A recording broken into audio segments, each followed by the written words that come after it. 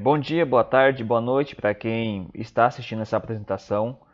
É, Meu nome é Tiago e juntamente com Samuel iremos apresentar alguns pontos da Lei 4.504 de 30 de novembro de 1964, que é justamente sobre o Estatuto da Terra. A nossa matéria é Legislação Agrária e Ambiental e o nosso docente é o Rafael Norberto de Aquino. Será abordado nessa apresentação, de maneira específica, são os capítulos 3, da assistência e proteção à economia rural, e o capítulo 4, que é do uso ou da posse temporária da terra. Começando justamente pelo capítulo 3, né, da assistência e proteção à economia rural. A seção 10, ela fala sobre a eletrificação rural e obras de infraestrutura desse setor. O artigo 89 diz que os planos nacional e regional de reforma agrária incluirão, obrigatoriamente, as providências de valorização relativas à eletrificação rural e outras obras de melhoria de infraestrutura, tais como reflorestamento, regularização dos deflúvios, dos cursos d'água, açudagem, barragens submersas, drenagem, irrigação, abertura de poços, saneamento, obras de conservação do solo, além do sistema viário indispensável à realização do projeto. Isso significa o quê? Significa que o produtor, o beneficiado pelo projeto de reforma agrária, ele terá direito a uma infraestrutura adequada em seu lote para que ele possa produzir nele, além de ele ter um sistema viário, ou seja, uma estrada que dê acesso do produtor à sua propriedade. Ele tem todos esses direitos incluso pelo artigo 89. O artigo 90 diz que os órgãos públicos federais ou estaduais referidos no artigo 83, parágrafo 2º, alíneas A, B e C, bem como o Banco Nacional de Crédito Cooperativo, na medida de suas disponibilidades técnicas e financeiras, promoverão a difusão das atividades de reflorestamento e de eletrificação rural, estas essencialmente através de cooperativas de eletrificação e industrialização rural, organizadas pelos lavradores e pecuaristas da região. O parágrafo 1º diz que os mesmos órgãos, especialmente as entidades de economia mista destinadas a promover o desenvolvimento rural, deverão manter serviços para atender à orientação, planificação, execução e fiscalização das obras de melhoria e outras de infraestrutura, referidas neste artigo. Já o segundo parágrafo diz que os consumidores rurais de energia elétrica distribuída através de cooperativas de eletrificação e industrialização rural ficarão isentos do respectivo empréstimo compulsório. Tá, mas o que seria empréstimo compulsório? Empréstimo compulsório é justamente o empréstimo realizado de maneira involuntária por parte da população para o governo, para que esse dinheiro seja convertido em obras de infraestrutura, E esse valor futuramente seria devolvido à população, que realizou esse empréstimo de maneira involuntária. O terceiro parágrafo diz que os projetos de eletrificação rural feitos pelas cooperativas rurais terão prioridade nos financiamentos e poderão receber auxílio do governo federal, estadual e municipal. O capítulo 3, seção 10, diz a respeito do seguro agrícola. O artigo 91 diz que a Companhia Nacional de Seguro Agrícola, em convênio com o Instituto Brasileiro de Reforma Agrária, atuará nas áreas do projeto de reforma agrária, garantindo culturas, safras, colheitas, rebanhos e plantéis, ou seja, vai garantir uma propriedade produtiva, aos produtores beneficiados. Parágrafo 1º. O estabelecimento das tabelas dos prêmios de seguro para os vários tipos de atividades agropecuárias nas diversas regiões do país será feito tendo-se em vista a necessidade de sua aplicação, não somente nas áreas prioritárias de reforma agrária, como também nas outras regiões selecionadas pela Companhia Nacional de Seguro Agrícola, nas quais a produção agropecuária represente fator essencial de desenvolvimento. Parágrafo 2º. Os contratos de financiamento e empréstimo e os contratos agropecuários de qualquer natureza, realizados através dos órgãos oficiais de crédito, deverão ser segurados na Companhia Nacional de Seguro Agrícola. E esses empréstimos, eles são segurados justamente porque o produtor rural, para poder honrar com seu compromisso, né, de quitar o empréstimo, ele depende geralmente, exclusivamente de sua terra, né, de sua propriedade. E, e é sabido, né, que esses produtores, eles estão sujeitos a riscos, né, ainda mais se for devido a fenômenos da natureza, né, que poderão comprometer sua produção, né, e consequentemente sua renda. E justamente é por isso que entra a Companhia Nacional de Seguros, né, para poder assegurar o produtor rural se caso aconteça alguma coisa que possa impedir ele naquele momento de honrar o seu compromisso com o empréstimo. Bom, o capítulo 4 vai trazer alguns aspectos relacionados do uso ou da posse temporária da terra, né? Então, esse capítulo, né, na seção 4, ele traz algumas normas gerais que vão estabelecer alguns aspectos em se tratando de casos em que o determinado proprietário vai arrendar sua propriedade, né, a um arrendatário,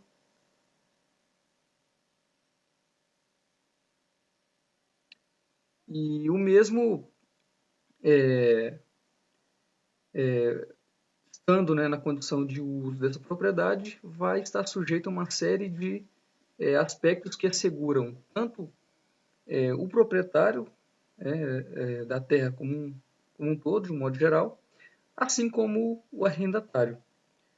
Então, seguindo, o artigo 92, ele nos diz o seguinte: a posse ou uso temporário da terra serão exercidos em virtude de contrato expresso ou tácito, estabelecido no proprietário e os que nela exercem atividade agrícola ou pecuária, sob forma de arrendamento rural, de parceria agrícola, pecuária, agroindustrial e extrativa, com base nos termos. E aí o parágrafo 1º vai nos dizer o seguinte: o proprietário garantirá ao arrendatário ou parceiro o uso e gozo do imóvel arrendado ou cedido em parceria. O parágrafo 2º nos traz o seguinte: os preços de arrendamento e de parceria fixados em contrato serão reajustados periodicamente, obviamente de acordo com os índices aprovados pelo Conselho Nacional de Economia. Nos casos em que ocorra exploração de produtos com preço oficialmente fixados, e aí em situações ou casos em que isso for previamente, né, estabelecido entre o proprietário e o arrendatário, mediante esses preços que serão fixados em contrato. Isso estabelecerá a relação entre os preços reajustados e os iniciais. Isso não pode ultrapassar a relação entre o novo preço fixado para os produtos e o respectivo preço na época em que foi firmado o contrato, estabelecidas as normas do regulamento desta lei. O parágrafo 3º nos diz o seguinte também: no caso de em uma situação em que o proprietário do imóvel, da terra, for vender, né, essa propriedade, mesmo ela estando arrendada, a gente terá o seguinte, né? O arrendatário ele terá preferência para adquiri-lo em igualdade de condições, devendo o proprietário, né, obviamente, dar-lhe conhecimento da venda.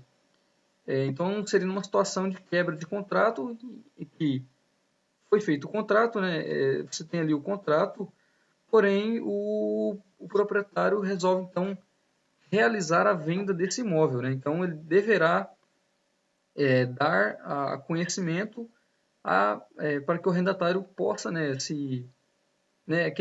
a fim de que possa se exercitar o direito de aquele prazo, né, que ele vai ter de 30 dias para que ele possa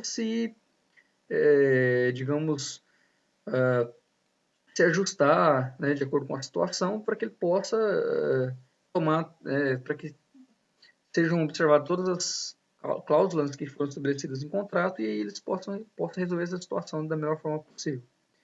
E aí ele vai ter esses 30 dias dentro desse período, né, a contar da notificação judicial ou comprovadamente efetuada mediante parágrafo 4 e 5, né, vamos trazer o seguinte. No parágrafo 4, o arrendatário a quem não se notificar a venda poderá, depositando o preço, haver para si o imóvel arrendado, se o requerer no prazo de 6 meses a contar da transcrição do ato de alienação no registro de imóveis. Então, uma situação um pouco mais delicada, né, em que, se tratando de situações em que o proprietário não notificar a pessoa que arrendou ali a propriedade, esse parágrafo aqui vai ter uma ressalva aí em relação ao arrendatário. Aí o parágrafo 5, né? Então, nessa transferência, né, nessa alienação, né, nessa transferência de proprietário, né, do imóvel em questão, ou a imposição de ônus real ao imóvel não interrompe a vigência dos contratos de arrendamento ou de parceria, ficando a pessoa que vier a adquirir essa terra posteriormente subrogado nos direitos e obrigação em relação do alienante, da pessoa que está vendendo. O parágrafo 6º. O inadimplemento das obrigações assumidas por qualquer das partes dará lugar facultativamente à rescisão do contrato de arrendamento ou de parceria, observando o disposto em lei. Parágrafo 7º. Qualquer simulação ou fraude do proprietário nos contratos de arrendamento ou de parceria em que o preço seja satisfeito em produtos agrícolas dará ao arrendatário ou ao parceiro o direito de pagar pelas taxas mínimas vigorantes na região para cada tipo de contrato. Parágrafo 8º. Para a prova dos contratos previstos neste artigo, será permitida a produção de testemunhas. A ausência de contrato não poderá elidir a aplicação dos princípios estabelecidos neste capítulo nas normas complementares. Para a solução de casos omissos na presente lei, prevalecerá o disposto no Código Civil. Bom, e aí, um pouco mais adiante, o artigo 93, né, estabelece o seguinte: ao proprietário é vedado exigir do arrendatário ou do parceiro os seguintes itens, né? Então, inciso 1º, prestação de serviço gratuito, exclusividade da venda da colheita, obrigatoriedade do beneficiamento da produção obrigatoriedade da aquisição de gêneros e utilidades em seus armazéns ou barracões, aceitação de pagamento em ordens, vales, borós, ou outras formas regionais substitutivas da moeda. Bom, parágrafo único, né, desse artigo. Ao proprietário que houver financiado o arrendatário ou parceiro, por inexistência de financiamento direto, será facultado exigir a venda da colheita até o limite do financiamento concedido, observados os níveis de preços do mercado local. Então, tudo isso será definido com base nos preços, né, praticados ali na... Bom, e o artigo 94, né, é vedado contrato de arrendamento ou parceria na exploração de terras de propriedade pública, ressalvado o disposto no parágrafo único deste artigo. Bom, parágrafo único, né?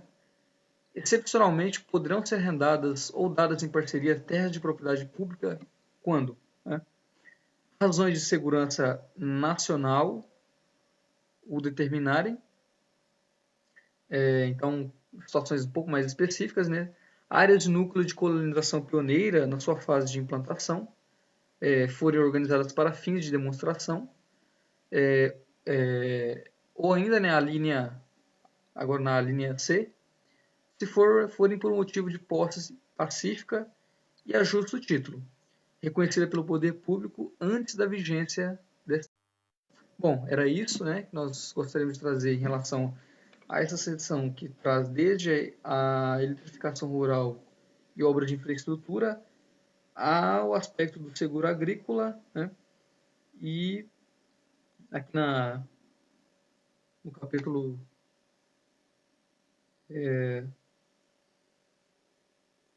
no capítulo 4, né, trouxe aqui em relação aos aspectos do uso temporário, da posse do uso temporário da terra. Muito obrigado.